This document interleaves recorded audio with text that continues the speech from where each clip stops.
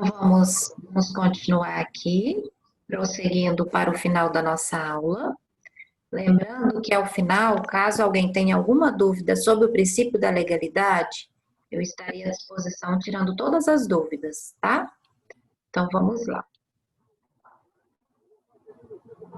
Se tu achou, segura até as pernas pra dormir e ainda fica com a boca aberta. Pensando que o bicho deve estar morto. Para, meu filho, levanta. Ao áudio de todos, por favor, no mudo.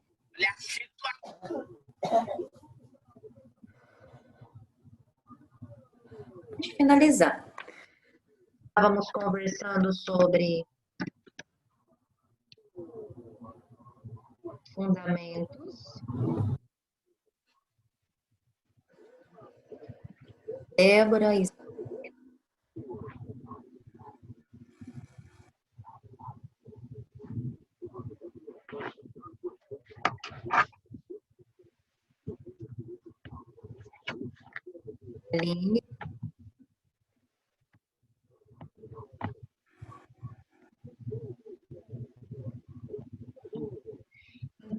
Estamos conversando da legalidade, né? Princípio positivado, tanto na Constituição Federal quanto no Código Penal. E a gente estava conversando a respeito dos fundamentos, os fundamentos da reserva legal. Conversamos acerca do fundamento jurídico, conversamos acerca do fundamento político e estávamos finalizando acerca do fundamento popular. É do que?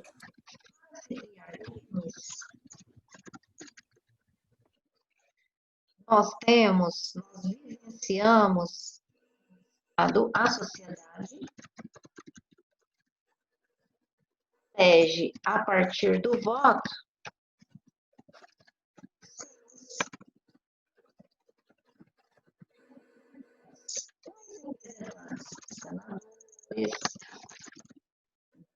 senadores.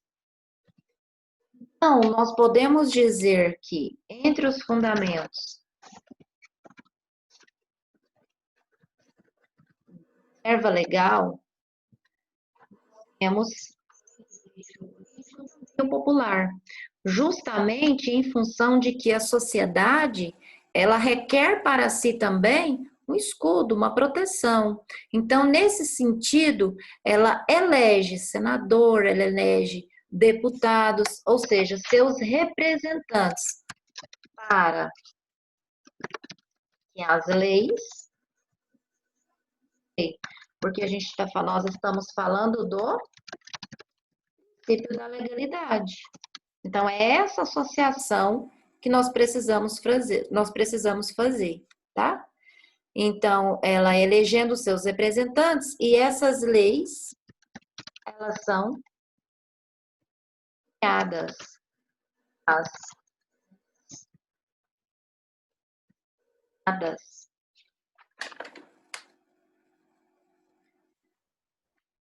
Tá. Conversamos já acerca da proibição, da analogia. Lembramos que a analogia em Bonaparte, que é o contrário senso, ela pode ser utilizada em matéria penal. Mas nós temos uma proibição, ou seja, uma vedação, no sentido de que a analogia ela não pode ser utilizada em matéria penal. Claro, para prejudicar o agente. E faltou um tópico a ser falado aqui,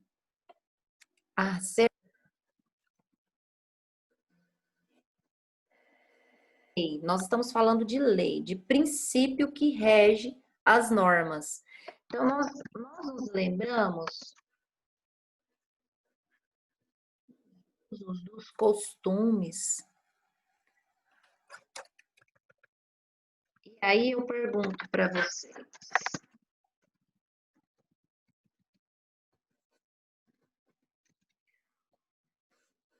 Usos e costumes ser fonte imediata. Ei, o que vocês acham? Pensem aí um pouquinho.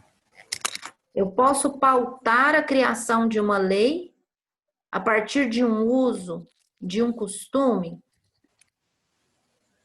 Posso. Sim.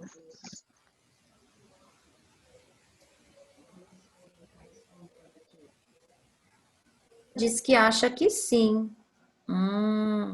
Isso mesmo, Lucas. Nós temos o princípio da adequação social. A gente vai conversar a respeito dele, tá? Aham. Ótimo, Lucas. Isso mesmo. Tivemos revogação do crime de adultério, da lei de adultério. Ótimo, isso mesmo. A gente vai conversar a respeito desses temas também. Tá? A Pamela diz que acha que sim. A resposta, gente, ela se pauta no seguinte sentido: o uso e o costume, se eu falar que ele não é fonte para se criar uma lei, eu estou fechando os olhos para a verdade. Então, eu dizer que ele não é fonte, eu estou cega, fechando os olhos para a verdade. E eu vou explicar por que desse embasamento que eu estou falando para vocês. Contudo, os usos e costumes, eles não são fonte imediata. Eles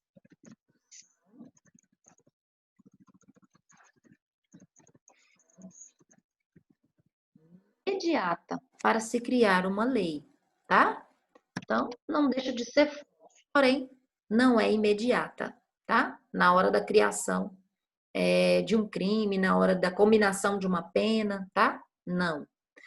Então, precisa aqui, já caminhando para o final, lembrar de texto.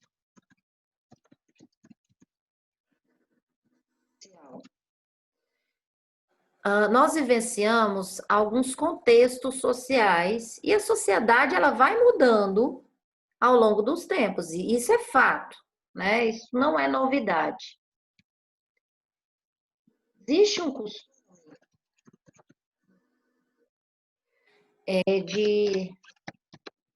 do trote.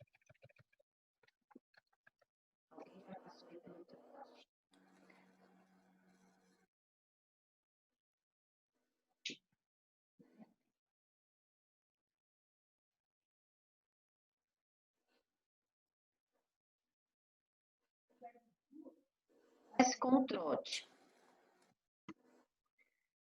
Nós temos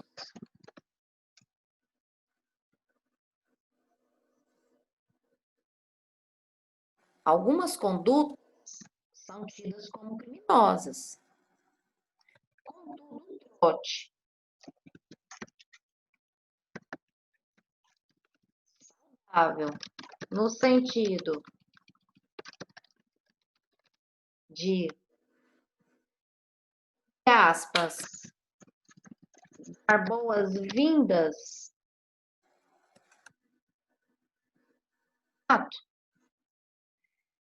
por costume, né? Costume social,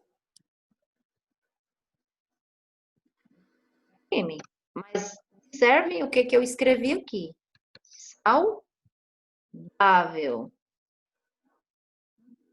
Seja saudável. Que não atente para uma lesão corporal, né?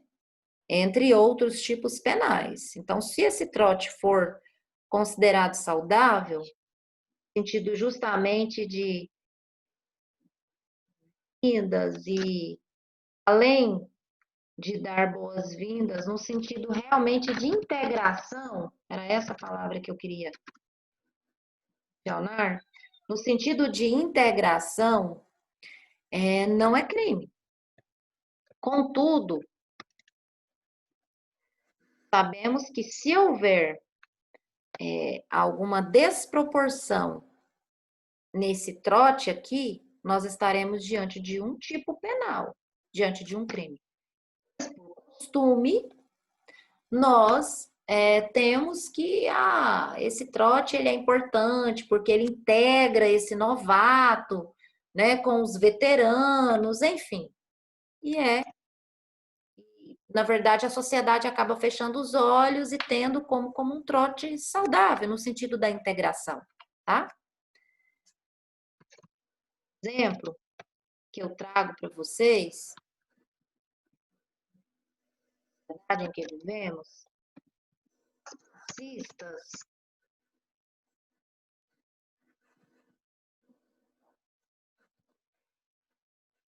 as passistas no carnaval, elas se utilizam, elas se vestem, melhor dizendo, né?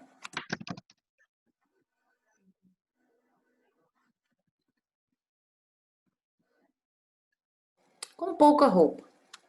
E aí eu pergunto para vocês, se vestir com pouca roupa na avenida, né? Ali no momento do desfile, com pouca roupa, algumas, né? Às vezes até sem uma parte, né? Do conjunto, vamos dizer assim. E aí, seria um ato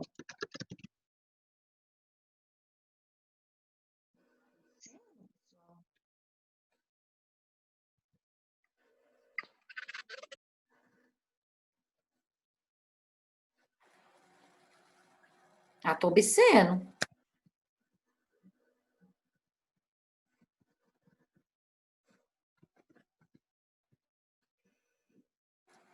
Seria um ato obsceno, né?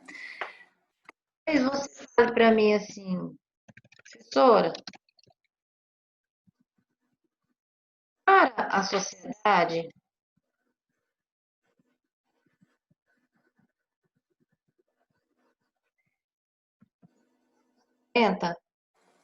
que foi a sociedade em que, na verdade, o nosso Código Penal ele é de 1940, o nosso atual Código Penal é de 1940, para essa sociedade, se vestir com poucas roupas, né? Numa avenida ali no momento do carnaval, dos blocos, seria um ato obsceno. Contudo, nós precisamos levar em consideração que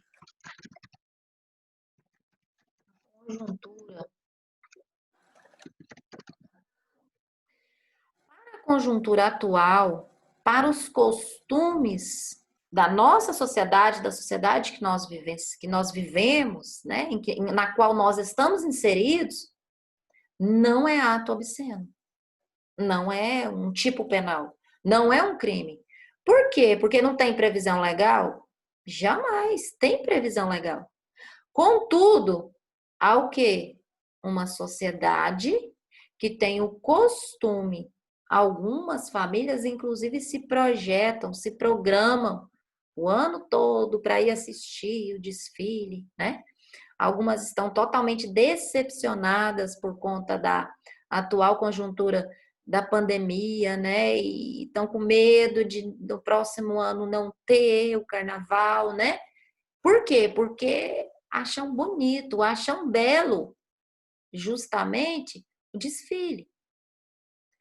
Então, quero que vocês entendam que os usos e costumes, eles não são fonte imediata, mas eles devem ser devem ser levados em consideração na hora de combinar uma pena, na hora de se verificar se realmente é um crime, se estamos diante de um crime. Porque se portar com pouca roupa ou até mesmo sem roupa, estamos praticando o ato obsceno. Contudo, as passistas no carnaval, em função do costume, não é tido como crime, em função do costume, em função de um uso, tá? Então, isso que eu gostaria de frisar, tá? Então, eu costumo dizer que os usos e costumes, a nossa última afirmação de hoje, eles são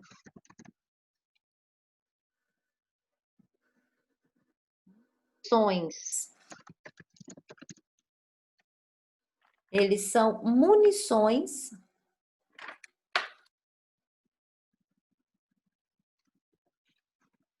para as normas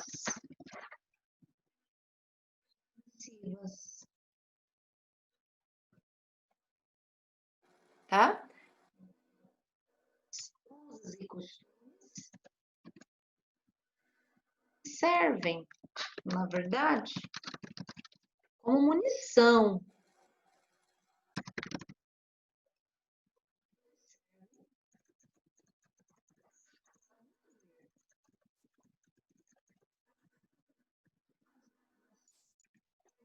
Ou seja, pode. Tá lá no Código Penal, mas pode. A sociedade aceita, tá?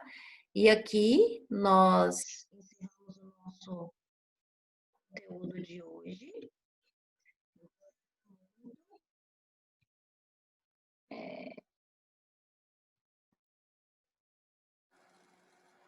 Uhum. Júlio, eu consegui te responder com essa finalização, Júlio César?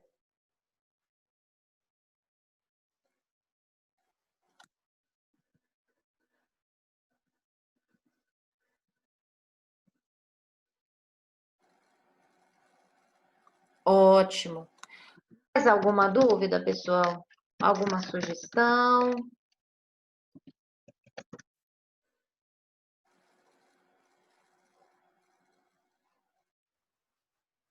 Sim, claro. Sim, os movimentos feministas nos protestos, sim. Praticamente algumas pessoas se encontram sem roupa, né? Podem sim ser um exemplo de um costume que, na verdade, leva a realmente no sentido de munição, no sentido assim, é, de munir, acho que a palavra melhor que define é realmente a munição, no sentido das normas permissivas. Poder não pode, né? Nós temos lá no Código Penal a previsão gatilho. Isso aí. É, isso mesmo. Ótimo.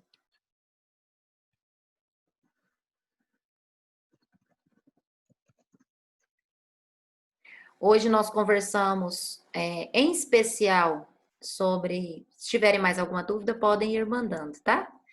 Mas hoje nós conversamos a respeito do princípio da legalidade, né? Em especial. Essa próxima aula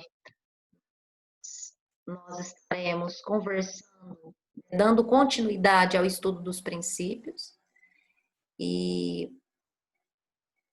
E aí a gente vai conversar um pouquinho mais. Hoje eu falei um pouco sobre os princípios positivados, mas como muito bem lembrado pelo Lucas, nós temos os não positivados, como é o caso do princípio da insignificância, mas isso é matéria para o nosso próximo encontro, a nossa próxima aula. Tá bom? Boa noite a todos. Desejo uma ótima noite para todos.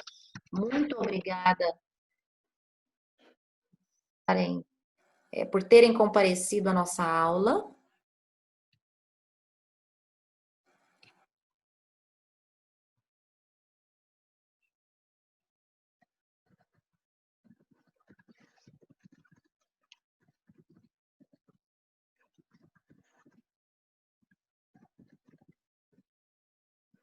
Gravação eu irei disponibilizar para todos, tá bom? Boa noite.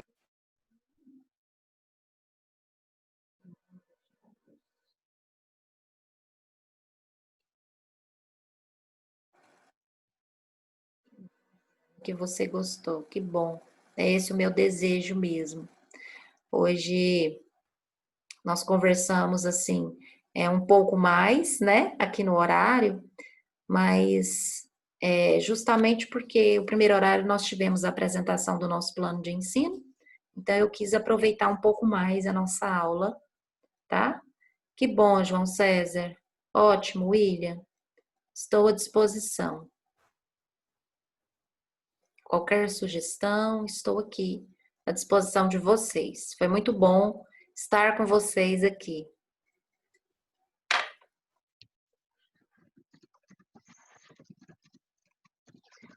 Obrigada, Lucas, William, João César, Victória.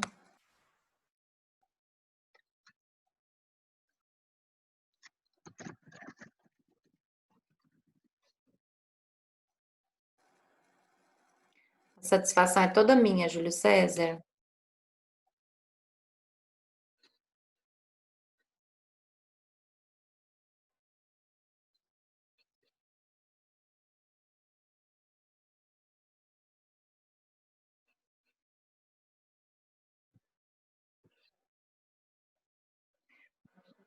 Guilherme.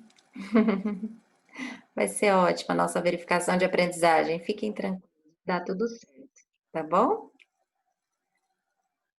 Um abraço a todos e boa noite.